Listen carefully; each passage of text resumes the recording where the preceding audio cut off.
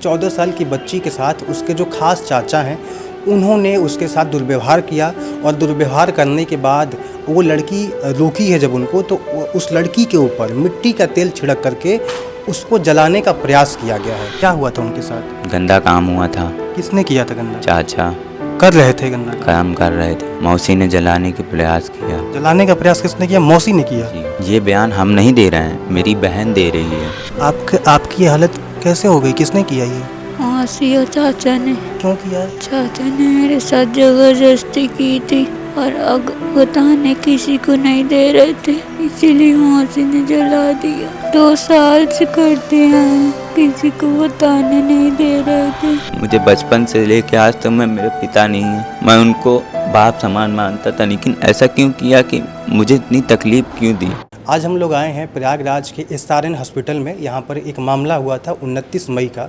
तो इस मामले में क्या हुआ कि एक छोटी बच्ची है 14 साल की, तो उस 14 साल की बच्ची के साथ उसके जो खास चाचा हैं उन्होंने उसके साथ दुर्व्यवहार किया और दुर्व्यवहार करने के बाद वो लड़की रोकी है जब उनको, तो उस लड़की के ऊपर मिट्टी का तेल छिड़क करके उसको जलाने का प्रयास किया गया है। उसके बाद उस लड़की के भाई को, जो कि यहीं पर एक काम करते हैं, तो उनके छोटे भाई ने, जो उनके भैया हैं, तो उनके पास फ़ोन किया गया। वो आए और बाइक पर उस लड़की को लेकर के SRN हॉस्पिटल में लेकर आए और यहाँ पर लेकर आने के बाद उनका जो इलाज हुआ वो चल रहा है। और 5 दिनों के बाद उस लड़की का जब होश आया तो उसने, यानी कि लड़की ने अपने भाई से ये सब कुछ कहा कि हमारे चाचा इस तरह से हमारे साथ व्यवहार किए। उसके बाद हमने जब उनको रोका तो हमारे ऊपर मिट्टी का तेल छिड़क करके हमको जलाने का प्रयास किए। ये सब सुनते ही भाई का दिल एकदम दहल गया। उसने ये सब सुनते ही थाने में कंप्लेन किया और कंप्लेन करने के बाद ये चीज़ें मीडिया में फैल गई और उसी चीज़ को हम यहाँ पर कैप्चर करने आए हैं। उस लड़की के भाई साहब यहाँ पे आए हुए हैं, तो आइए इनसे बातचीत किया जाए कि लड़की के साथ क्या हुआ। आपका नाम क्या है? अंशु। अंशु जी। तो अंशु जी, क्या हुआ था उनके साथ? 29 तारीख को मैं काम कर रहा था सिविल लाइन महिला थाना के पीछे, इंटरनेट बना रहा था। हमें हमारा भाई सूचित किया कि अंशु भाई बहन जल गई है। तो हमने ये पूछा कि कैसे जल गई, तो वो तो बता नहीं पा रहा था, वो सो रहा था घर में। उसको खबर ही नहीं थी कि क्या हुआ क्या नहीं। वो रात भर काम करके आया और सो रहा था, तो वो थका मंदा था। वो हमें फ़ोन करके बताया जब ये घटना हो गई, तो मुझे फ़ोन करके बताया कि अंशु भाई ऐसी ऐसी बात हो गई। मैं तुरंत छोड़ के काम, मैं अपनी बहन को लेके स्वरूप रानी लेके आया हूँ, एडमिट करा हूँ। उसके 5-6 दिन बाद 5 तारीख को इसने हमसे बोला, रात में जब रो रही थी, मतलब होश आया था? होश आया, नहलाए धुलाए थे, डॉक्टर ने बोला था। तो जब होश आया तो उसने ये बोला कि अंशु भैया मेरे साथ ये ऐसा ऐसा हुआ। तो हमने इसका आवाज़ उठाया कि ऐसा क्यों हुआ मेरे बहन के साथ। क्या हुआ था? थोड़ा हमको खुल कर बताइए कि क्या हुआ था उनके साथ। गंदा काम हुआ था। किसने किया था गंदा? चाचा कर रहे थे गंदा काम कर रहे थे। मौसी ने जलाने के प्रयास किया। अच्छा, जलाने का प्रयास किसने किया? मौसी ने किया। जी, ये बयान हम नहीं दे रहे हैं, मेरी बहन दे रही है। अच्छा, बहन ने आपसे ये बात कहा है? जी, फिर आप हमसे ये बात कह रहे हैं? जी, हम आपसे ही कह रहे हैं। वो जैसे वो बयां कर रही है, मैं वैसे ही आपको बता रहा हूँ। ये बात मेरे दिल में लग गई कि मेरे चाचा ने ऐसा क्यों किया। मुझे बचपन से लेके आज तक मेरे पिता नहीं है। मैं उनको बाप समान मानता था, लेकिन ऐसा क्यों किया कि मुझे इतनी तकलीफ़ क्यों दी। मुझे बताना तो चाहिए था, जो सबको पता था घर में, तो मुझे मालूम तो होना चाहिए ना कि मेरी बहन ने ऐसे ऐसा किया, इसके साथ ऐसा ऐसा इन्होंने किया। मुझे अगर पता होता तो मैं इसकी कार्रवाई करवाता। पुलिस से मैं ये सिर्फ बताता कि हमारी बहन के साथ गलत हुआ है, इसका FIR लिखिए। जब मुझे ये चीज़ 5 तारीख को पता चला है, तब मैं जाके थाने में रिपोर्ट दर्ज करवाई। कौन से थाने में? थाना सिकोटी। अच्छा, जी। तो हमने उनका चेहरा देखा, अंग देखा पूरा कि कैसे जल गया है। तो जलाने में क्या क्या चीज़ जो है इस्तेमाल हुआ है? मिट्टी तेल। मिट्टी तेल से उनको जलाया गया जी। है। समय कोई ऐसी है आपके पास जानकारी है? जानकारी सर वही दे सकती है, इसलिए जो वो मुझे बताई है मैं आपको इसीलिए मैं बता रहा हूँ। उसने हमें जो बताया मैं आपको सब चीज़ बता दिया। अब ये जो हुआ, उस टाइम मैं घटना स्थल पे मौजूद नहीं था, अच्छा। मैं सिविल लाइंस में काम कर रहा था। जब मुझे खबर पड़ी तब मैं गया हूँ। जब मैं इसका चेहरा देखा हूँ तो मेरा दिल थम गया उस टाइम मेरे दिमाग में बस यही है कि इसको तुरंत हॉस्पिटल लेके जाऊँ स्वरूप रानी, एडमिट करूँ, इसका इलाज करूँ। मैं सर कर्जा लेके काम करा रहा हूँ, इलाज करवा रहा हूँ कि मेरी बहन, हमारी बहन सही सलामत हो जाए। अब हमारे परिवार वाले, हमारा घर भी है, सब चीज़ है। मैं राजापुर में किराए के मकान पे रहता हूँ। इन लोग जब मैं आवाज़ उठाता हूँ कि मेरे ज़मीन हमको क्यों नहीं मिलती, तो ये लोग कुछ नहीं बोलते हैं। और दूसरे से हमें पता चला कि मेरे चाचा अपने नाम ज़मीन करवाना चाहते हैं और मुझसे बोला गया था, उन लोग से बयां किया है कि वो ज़मीन इन लोगों की नहीं है, मेरे पिताजी की है। तो ये पिताजी को सोचना चाहिए ना कि बचपन से इन्होंने पाला, हमारा घर एक तरफ बना हुआ, इनका घर एक तरफ बना हुआ।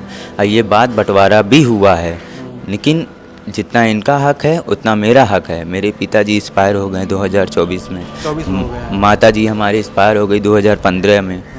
अब इन लोग को देख रेख कौन करेगा? हम करना है ना, हमको ही करना है सब चीज़। बिल्कुल। और अभी इलाज हो रहा है, अब मैं इसमें क्या करूं, किससे सहयोग करूं? मुझे जो भी हो रहा है सबसे कर्जा लेके सब इलाज कर रहा हूँ। डॉक्टर 2-2 हज़ार रुपए की दवा लिख दे रहा है, मैं कहाँ से करूँगा? मैं घर का खर्चे देखूँ कि किराया देखूँ कि अपनी बहन को इलाज करवाऊँ? कोई सहयोग नहीं हो रहा है किसी की तरफ से। प्रशासन से मेरी यही अपील है कि मुझे कोई सहयोग करें और कुछ नहीं, मुझे न्याय दिलाएं और मुझे सहायता दें कि जो भी मेरे साथ हुआ बहुत गलत हुआ, मेरी बहन को इंसाफ दिलाया जाए। शासन यहाँ पे आई थी, प्रशासन आई थी यहाँ पर? जी, प्रशासन की इसमें कोई वो नहीं है, प्रशासन आई थी। बोले क्या है वो आकर यहाँ पे? वो उसने ये बयान वहाँ सब लेके गई है। अभी हमें जो श्री वो राकेश यादव जी ने, दरोगा साहब ने, उन्होंने बोला कि आप बयान करिए, अगर वो गलत हैं तो उनको कड़ी से कड़ी सज़ा हम दिलवाएंगे, ये मेरा वादा है तुमको। तो हमने भी बोला कि ठीक है सर, हम आपके ही भरोसे हैं, आप ही लोग हमारा इंसाफ करवाएंगे। तो एसपी साहिबा अभी आई थी, बोली हैं कि जो भी हुआ है सारा स्टैंड बताओ हमें। हम कहें मैम हम नहीं बता पाएंगे, जो हुआ है हमारी बहन है सबूत, आप उनसे डायरेक्ट पूछिए। आओ तो हमें बताइए, आप डायरेक्ट पूछेंगी तो कुछ और बताएगी। घर कहाँ है आपका? घर का पूरा हमारा एग्जैक्ट लोकेशन बताइए। अभी मेरा घर थरवई थाना है, माधवपुर पूरे चंदा में रहता था। अभी इन लोग विरोध करे तो हम अपने मम्मी पापा के साथ, मतलब पापा मेरे यहाँ पे आके रूम में रहते थे, किराए के रूम में, कहाँ पर? तेलियागंज में जी।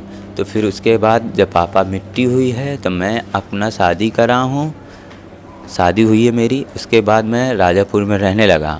हम ये सोचे कि चलिए ठीक है, हमारे साथ ऐसा ऐसा किया गया, मेरी बहन के साथ ऐसा ऐसा नहीं होना चाहिए।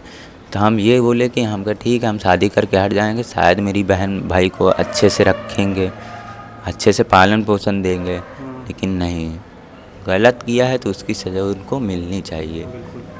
हम इनके भाई साहब से बातचीत कर रहे थे तो इनके भाई साहब ने सब कुछ बायोडाटा एक एक करके दे दिया। क्या होता है कि इनके माता पिता जब इस संसार को छोड़ दिए थे तो इसके बाद इन्होंने अपनी बहन को और छोटे भाई को उनके पास ही छोड़ दिया था। इस आस में छोड़े थे ये लोग कि बहन को और छोटे भाई को जो है कि अच्छे से वो लोग देखभाल करेंगे। खून का रिश्ता जो होता है तो उस खून के रिश्ते को वही लोग निभाएंगे। लेकिन वो दरिंदगी जो हुई है, हम विश्वास नहीं कर पा रहे हैं कि एक खून के रिश्ते ने, एक चाचा ने अपनी भतीजी के साथ ऐसा दुर्व्यवहार किया। दुर्व्यवहार करने के बाद अगर वो बच्ची मना कर दी है तो मना करने के बाद उसको उसके ऊपर मिट्टी तेल छिड़क कर उसको जला दिया गया है। आपका नाम क्या है? आराधना गौर। आपकी ये हालत कैसे हो गई? किसने किया ये? आसिया चाचा ने। क्यों किया? चाचा ने मेरे साथ ज़बरदस्ती की थी और बताने किसी को नहीं दे रहे थे, इसीलिए मौसी ने जला दिया। रोइए नहीं, सब ठीक हो जाएगा। तो चाचा आपको छूना चाह रहे थे तो आपने रोका उनको, तो चाचा ने ये हालत कर दी। हाँ, 2 साल से करते हैं, किसी को बताने नहीं दे रहे थे। 2 साल से कर रहे थे? हाँ। तो इसकी शिकायत आपने कहीं पे थी नहीं की थी? भाई के साथ हमें शिकायत किसी से बात नहीं करने देते थे। किसी से बात नहीं करने देते थे? चाची आपके हैं? रोइए नहीं, हम लोग हैं साथ में, रोइए नहीं आप, एकदम रोइए नहीं, हम लोग साथ में हैं आपके। तो चाची आपकी हेल्प नहीं थी करती थी? नहीं। कुछ भी नहीं हेल्प करती थी? चाची कौन है आपकी? मौसी हैं? जैसा कि हमने देखा कि लड़की की हालत बहुत नाजुक हो चुकी है, तो मेरे मन में एक सवाल ये भी आ रहा है कि ऐसी घटनाएं कई बार होती हैं और लास्ट में अगर लड़की की जान जो है कि बच नहीं पाती है, तो हम यही सुनते हैं कि लड़की ने आत्महत्या कर लिया। इसके साथ भी वही होने वाला था, लेकिन अंत में क्या हुआ कि लड़की बच गई है, और लड़की बचने के बाद अपने भाई के साथ जो उसने कहा, जो उस पर बीती है, उसने सब कुछ बता दिया। अगर वो लड़की बची नहीं होती और अपने भाई से कही नहीं होती, तो समाज में क्या मैसेज जाता? इन लोगों को कौन सज़ा देता, कौन सज़ा इनको दिलाता? और ऐसे लोग जिंदा ही रहते, और ऐसे लोग और भी लोगों के साथ ऐसा करते। तो ये चीज़ें हमारे सरकार को भी देखनी चाहिए, प्रशासन को भी देखनी चाहिए, और कड़ी से कड़ी सज़ा इन लोगों को दिलानी चाहिए। बहुत बहुत धन्यवाद।